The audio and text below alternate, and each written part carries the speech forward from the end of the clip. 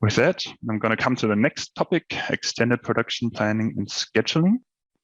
And here we have the first topic that was finished with 2105, a bigger development on projected on-hands alerts.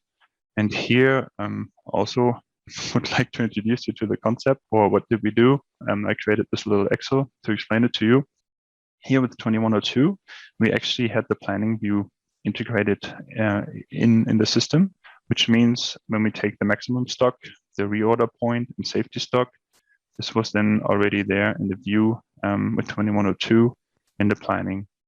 So what we introduced now with 2105 is actually an execution view, because when we talk to the demand-driven institute and also our customers, this was not enough. I mean, you can plan to the max, but if something happens, for example, if your supplier is not able to supply for at the end of the decoupled lead time, then you have an issue, even if your planning looks good, or if your production breaks down or something, then you have huge problems in the execution. So here we added a threshold, on-hands alert threshold. So this 0.5, this is flexible. You can actually change that factor. But here we just choose it for simplicity example reasons.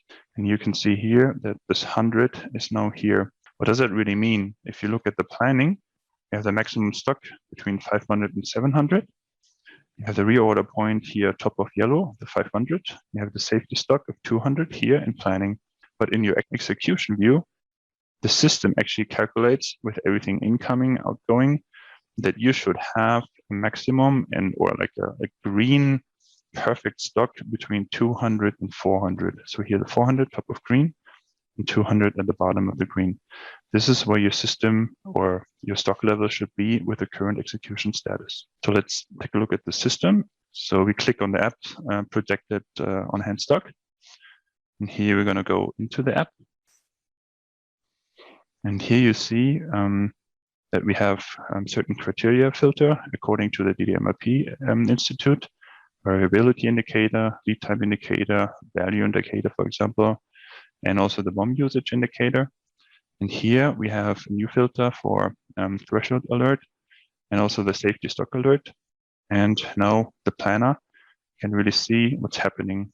And when we choose our wheel 7, for example, then we see that the safety stock alert is actually 2 days from today. Our threshold alert is 19 days from today, and our stock alert is actually 90 days. So in 90 days, we'll be out of luck. And here we also introduced a new chart. We also see then the calculations for those three alert types. So you see the safety stock again, the threshold, and this is then so like what I tried to explain with the Excel sheet, how those three alert types are also calculated. Once we go in the more detailed screen, we can then see here the projected on-hands alert, which you saw also on the first screen. We can also then look at the bill of material. Here, for example, we don't have an exact alert in my example here, but if you would have an alert for the bill of material or in the bill of material, you would see it then, and you could also navigate from there. And here you see in the bill of material, our raw material 302 is actually then the buffered one. So this is the information again. And then here it gets interesting when we go into first the planning view. This is then really the planning. You can see all MRP elements or just the DD relevant MRP elements that are DDMRP relevant. And here we also have a graph, but let's focus on the execution view. And here in the execution view, we're going to go on the graph. Here you can actually see what's happening to our execution. We start in the green. Remember, we want it to be between 200 and 400. And then we're going to go a little bit down with really execution. And those you see the 90 days, then we really drop off. So this is how the system calculates that. And the planner can then make changes according also to the execution view and not only the planning view. So you also see some product information, and the planner could then also add some notes, which we already had in 2102. This was the DDMRP.